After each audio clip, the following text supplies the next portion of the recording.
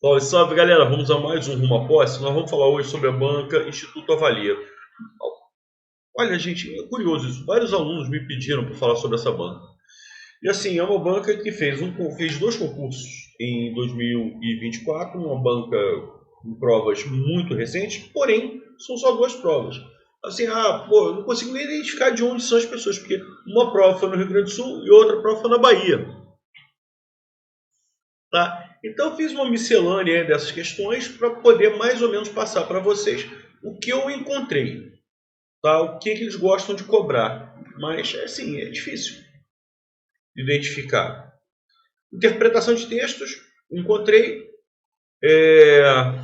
As questões não são difíceis. Tá legal? Muito são simples.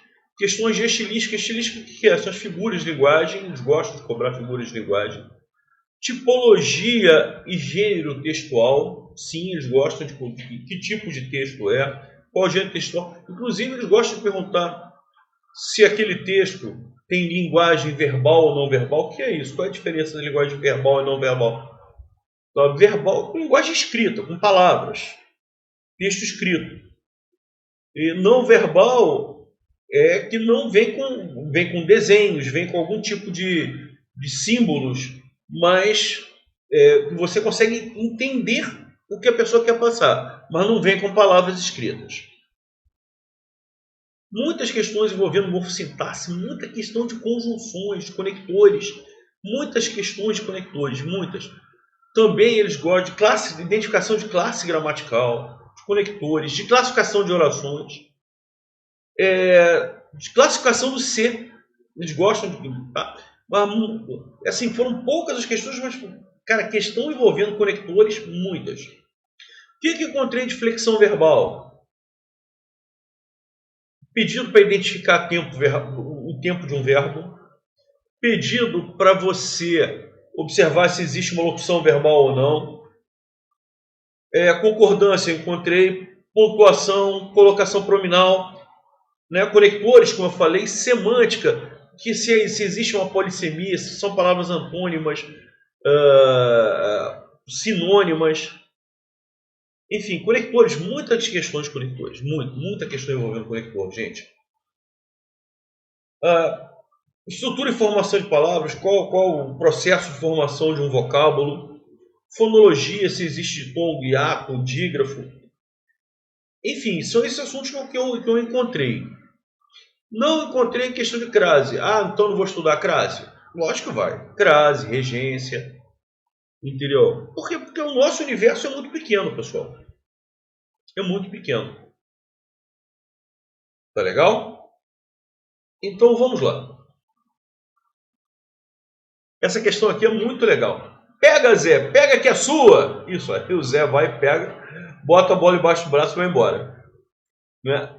Aí ele pergunta o seguinte: a tirinha em questão apresenta um recurso de linguagem que ocasiona um humor no texto. Assinale a alternativa que indica corretamente qual é esse recurso. Olha aqui, nós estamos trabalhando com elementos da semântica. Quando o cara fala pega que é sua, o que o Zé imaginou que fosse essa? Ele está dizendo para eu pegar porque é minha. Ele pegou a bola e foi embora. Não é? E aí o humor está justamente nesse. Pega que é sua. E ele entendeu sua como de propriedade dele. Né? Sua não é um pronome possessivo? Sim. Então o Zé imaginou que aquela bola fosse da posse dele, possessivo. Propriedade dele. Quando na realidade o sua não está sendo empregado com esse caráter possessivo aí. Está dando a indicação que é função dele, que é o momento dele, se chegar a glória de agarrar uma bola difícil. Né? Como essa frase é obviamente tirada do Galvão Bueno, quando ele gritava: pega que é sua, Tafarel. Não é que a bola fosse do Tafarel que ele pudesse pegar aquela bola e ir embora para casa. Acho que é o momento dele se consagrar. Então, o sua aí está sendo empregado num sentido diferente, com um significado diferente da ideia de posse, porque não é exatamente da posse da propriedade da pessoa. E polissemia é exatamente isso. Tá? Polissemia é exatamente isso. Tá? É quando uma palavra tem vários significados, está com outros sentidos diferentes daqueles utilizados. Você pode, também é um bom exemplo de conotação. Então está no sentido distinto daquele. Né? Não está exatamente com a ideia de posse. Não é que a bola fosse dele, que ele pudesse pegar a bola, pega que é sua e ir embora. Então, polissemia é uma palavra que tem sentidos distintos. Essa questão número 2 é uma questão que para mim é estranha, porque eu vou falar o porquê. Como eu falei para vocês, eu encontrei questão sobre a identificação do C, né? E aí ele coloca assim, a partícula C assume que função? Vive-se com dificuldade nesse país. Gente, o verbo viver com dificuldade é modo, nesse país é lugar, então isso aqui é um adjunto adverbial de modo. Isso aqui é um adjunto adverbial de lugar. Portanto, o verbo viver, nesse caso, é um verbo intransitivo. O que acontece? Verbo intransitivo com pronome C, esse C é índice de determinação do sujeito, ou como nas escolas, eles classificam como PIS, partícula indeterminadora do sujeito. Então, aqui ele coloca índice de indeterminação do sujeito. Por que eu chamo de estranho? Porque depois ele fala em pronome definido. Não, você não. A resposta, índice de determinação do sujeito, ou PIS, partícula indeterminadora do sujeito, ou pronome indeterminador do sujeito, tudo isso cabe. Pronome determinador do sujeito, sim. Agora, pronome indefinido, eu não sei de onde que essa banca tirou isso. A resposta, a letra E, por causa da primeira parte. E realmente, ele não é passivador, não é parte integrante, não é pronome reflexivo, não é uma partícula de realce. É o índice de determinação. Então a resposta ficou menos ruim, porque a primeira parte da resposta é correta. Agora, isso aqui, não encontro gramática, não encontro material didático qualquer que identifique o C com um pronome definido. Tá? Enfim, ficou a menos ruim das respostas. Questão número 3. Ele pergunta o seguinte: dentre as palavras presentes na frase apresentada, uma delas não apresenta dígrafo. O que é dígrafo? É quando eu tenho dupla grafia com um som só. Então, por exemplo, que palavra é essa?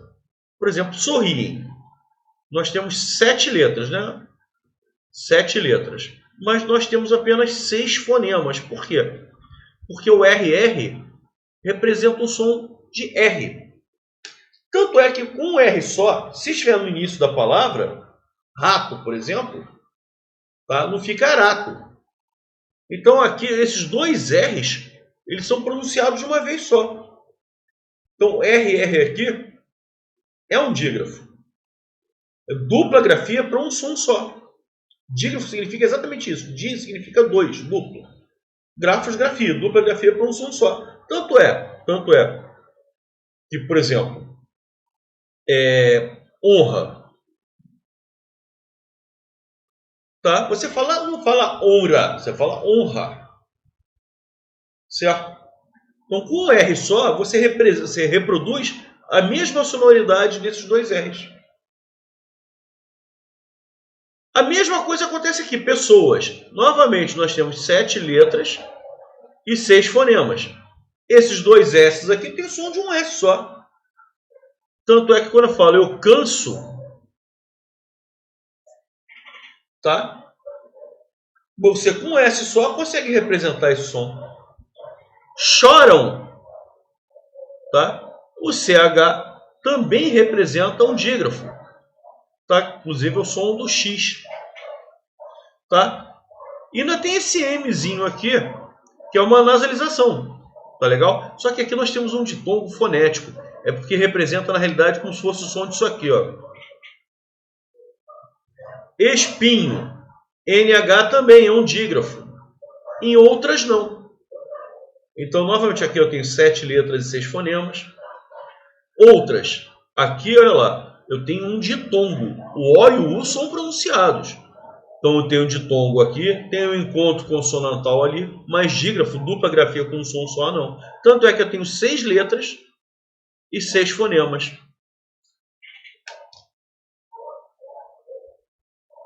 Questão número 4. As palavras passatempo e pontapé, olha lá, estrutura e formação de palavras. Eles gostam também. Eu tenho dois radicais nos dois. Passa e tempo. Ponta e pé. E detalhe, quando eu tenho dois radicais é uma composição, não uma derivação. Então eu posso eliminar, que na derivação eu tenho apenas um radical, que pode ter um prefixo radical, o radical e o sufixo. A parassíntese, quando você coloca prefixo e sufixo simultaneamente. Certo? Por exemplo, anoitecer. Para síntese, inclusive, é formador de verbos. Já tem que colocar o prefixo e o sufixo ao mesmo tempo para formar o verbo. Isso é uma parassíntese. Mas radical mesmo só tem um, que é de noite. Tá? Agora, passatempo, eu tenho o verbo passar e o substantivo tempo. Ponta. Tá? Ponta é um adjetivo, pé é um substantivo. Aliás, ponta, desculpa, perdão. Ponta é um substantivo. Pé também é um substantivo. Então, eu tenho dois radicais. Agora, quando eu junto essas palavras, não há perda de fonemas. Se não há perda de fonemas, tá? É por justa posição. Aliás, a própria palavra justa posição também é um exemplo de justa posição. Na aglutinação, você tem perda de fonemas. Por exemplo, em planalto, é plano mais alto. Quando você junta essas palavras, fica planalto. Repare que o som do O, planalto, o som do O vai para o espaço. Então você tem uma perda. Você aglutinou. Planalto, então é um exemplo de aglutinação. Tá? Maravilha, pessoal. Questão número 5. Como eu falei para vocês, adoro classificação de orações. Adoro conector, classificação de orações. Com todos eles integrados, né? Por exemplo, você tem a conjunção porém, que é uma conjunção coordenativa adversativa. Então você pode trabalhar pela classificação da conjunção. E a conjunção coordenativa adversativa introduz uma oração coordenada adversativa. O jantar estava delicioso, porém, contudo, mas... Repare que nós temos aqui uma ideia de ressalva. De oposição, estava delicioso? Estava, porém, aí vem uma ressalva. Vem uma contraposição, vem um contraste. Então, estava delicioso, mas, então, algum tipo de ressalva, de oposição ao que foi colocado anteriormente. Quando eu falo o jantar estava delicioso, qual é a expectativa que eu crio? É que estivesse perfeito em relação ao sal, mas não estava. Então, a segunda oração desfaz uma expectativa criada na primeira. Por isso que há um contraste, uma oposição, uma ressalva. Então, a conjunção se chama coordenativa adversativa e a oração é coordenada sindética adversativa. A oração inteira é adversativa. A conjunção também é uma conjunção, só que a conjunção se chama coordenativa. A oração é coordenada. A conjunção coordena, por isso que ela é coordenativa. A oração, por consequência da ação da conjunção, fica coordenada, oração coordenada sindética adversativa. Questão número 6, olha lá, linguagem verbal e não verbal. Gente, linguagem verbal tem que ter algo escrito, palavra escrita. Tá legal? Olha lá, letra de música, se é uma letra de música, porque vem escrito. O autor escreveu a letra da música. Receita de bolo, vem escrito. Como é que é a receita? Primeiro você faz isso, as palavras vêm escritas, redigidas. Lista de compras, você escreve a lista. Aqui a sinalização de trânsito, geralmente é uma linguagem não verbal, mas o que ele fez questão? De enfatizar, olha, eu estou falando de uma escrita. Uma sinalização de trânsito escrita. Tá? Então, ele quis denunciar que haveria palavra escrita aqui na letra E para indicar o que? A existência da linguagem verbal. Agora, o semáforo, o sinal de trânsito, é uma linguagem não verbal, não tem palavra escrita. Não está escrito aqui pare. Por exemplo, se tivesse escrito pare, uma sinalização de trânsito escrita, a linguagem é verbal. Não. Vem uma cor verde, uma cor amarela e uma cor vermelha. Você identifica que na cor verde você pode passar, na vermelha não pode passar. E amarela significa que o sinal está prestes, tá na iminência de fechar. Tá legal? Então você reconhece pela sinalização mas não por ter algo escrito informando. Então, a sinalização, o desenho, pode ser um desenho, pode ser um sinal qualquer, que não seja uma palavra escrita, mas que você consiga entender aquilo que aquele elemento quer dizer. Se você encontra um sinal vermelho, não está escrito ali pare, mas você entende que é para parar.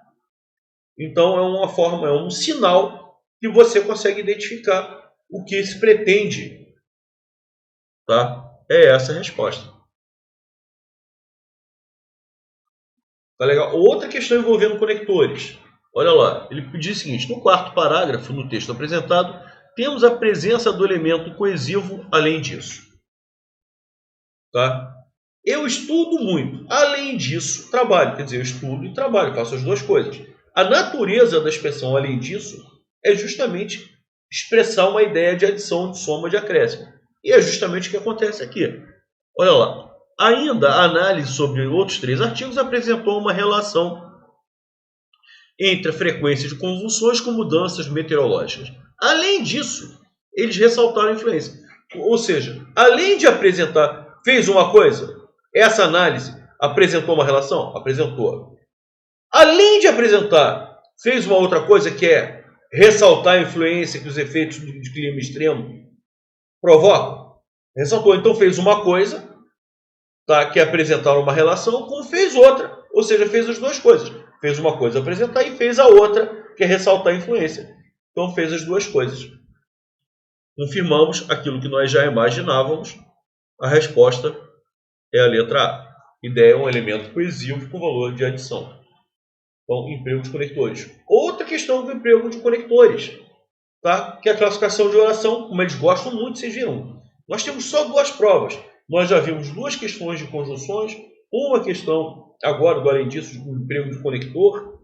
Tá? Ele pode classificar a conjunção, como pode classificar a própria oração.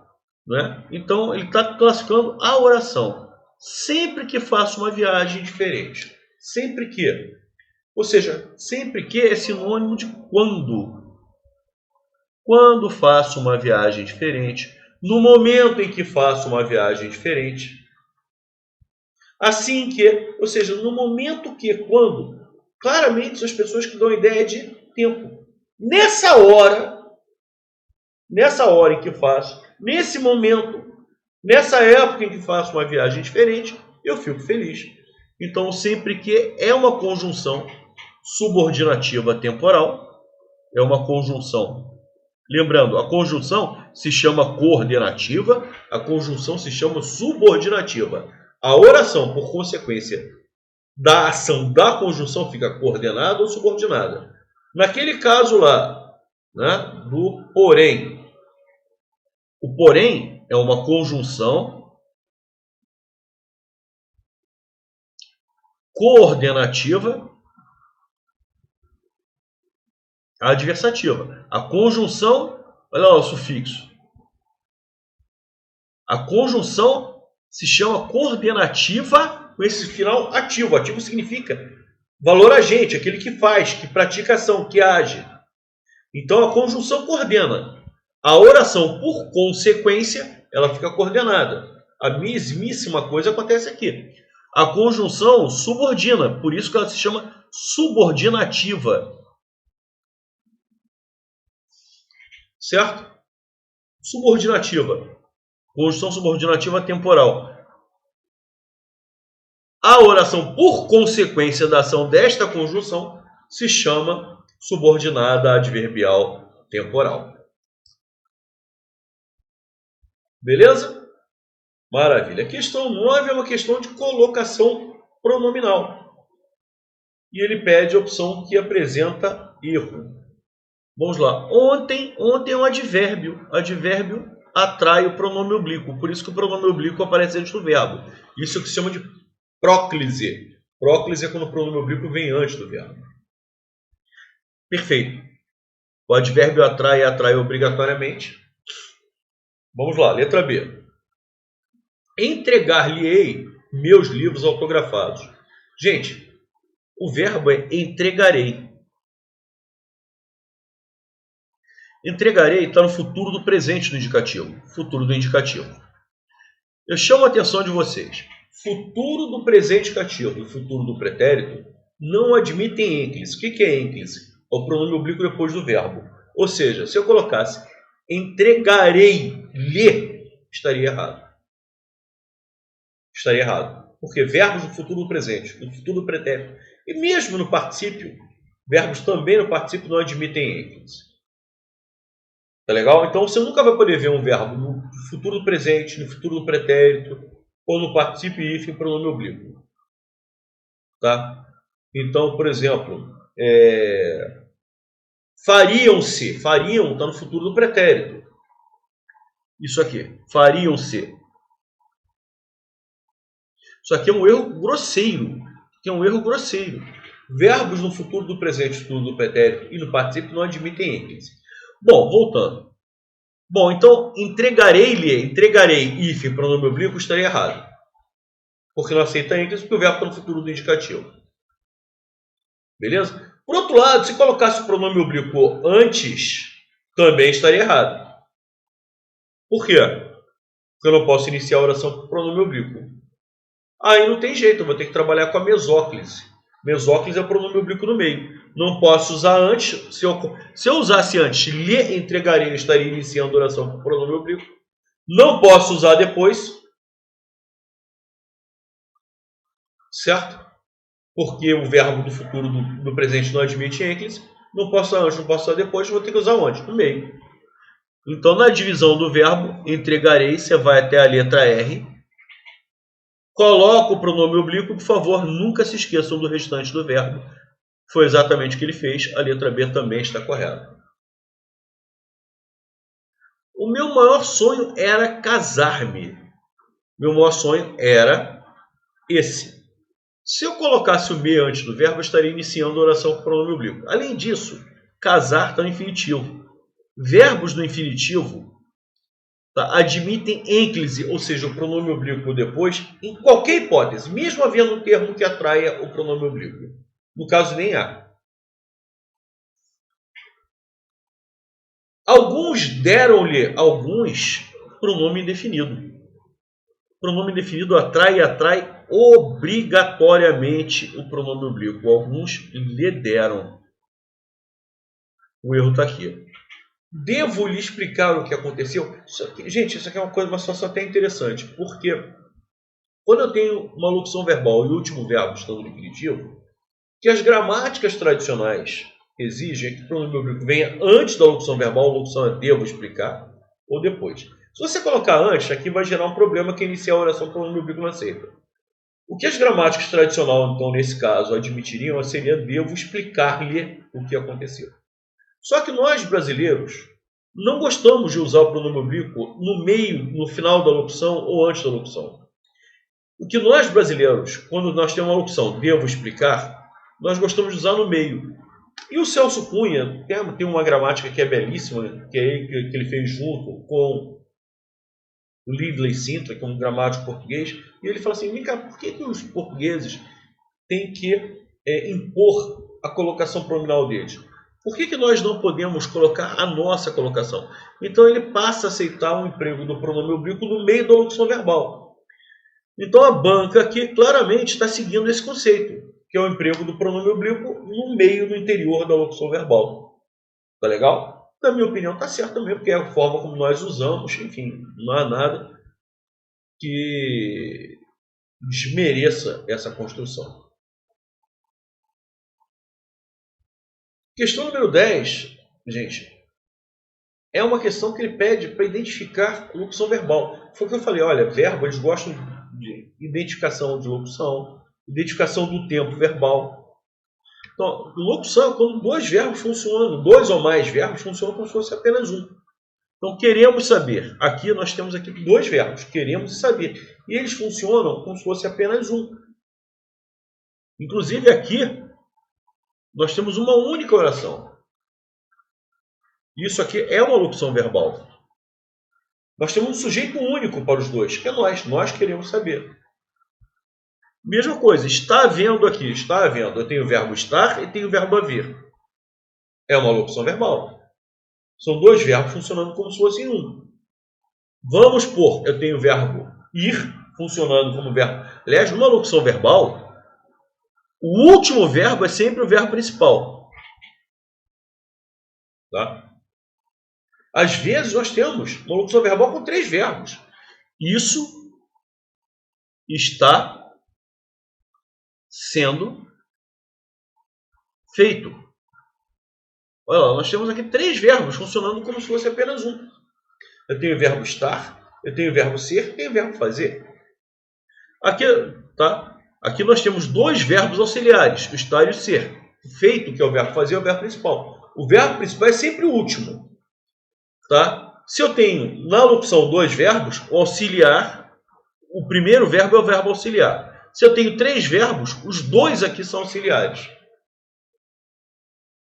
Vamos por, eu tenho o verbo ir funcionando como auxiliar e o verbo por funcionando como principal. Parecia amor, eu tenho o verbo parecer, mas amor não é verbo. Amor é substantivo, é o amor. É um substantivo, inclusive, masculino. Opa, então não tem uma opção verbal. Era, tem apenas o verbo ser também. Eu tenho 2 orações e cada verbo aí funciona de forma isolada, independente. Tem 2 verbos, eu tenho 2 orações, mas eu não tenho locução verbal. Estava falando sobre isso. Estava falando. Novamente, nós temos uma locução verbal. Porque esses 2 verbos, o verbo estar e o verbo falar, tem um sujeito só. Eles funcionam como se fosse apenas um único verbo. Ele estava falando, João estava falando. Tá? Em que o verbo auxiliar é o verbo estar e o verbo principal é o último que estou falando. Beleza? Então não é difícil identificar uma locução verbal, pessoal. Pelo amor de Deus, não é nem um pouco difícil. Questão número 11. Vamos lá. Isso aqui é muito legal. Riqueza não é ter muito. Riqueza é precisar de pouco. E aí ele pergunta, as palavras muito e pouco retiradas de tirinha. Foi aquilo que eu falei, eles gostam de questões envolvendo sinônimos, envolvendo semântica. Muito e pouco são palavras com sentidos opostos. Certo? Homônimos. Se são palavras com sentidos opostos, nós temos antônimos. Sinônimos são palavras com o mesmo sentido. Tá legal? Então, são palavras que significam a mesma coisa.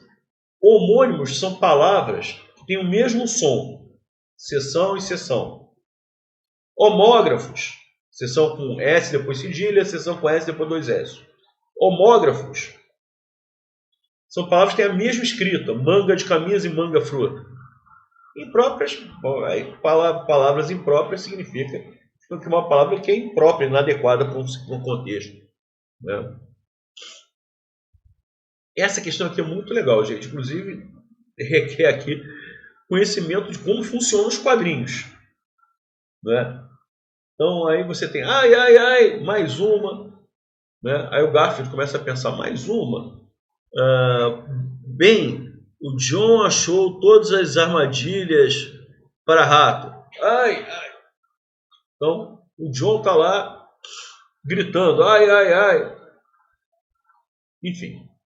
Olha lá, olha a pergunta que é feita, gente. Como é que é importante você interpretar corretamente a pergunta.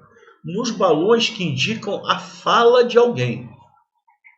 Veja bem, quem conhece quadrinhos sabe que quando tem essas bolinhas aqui indicando,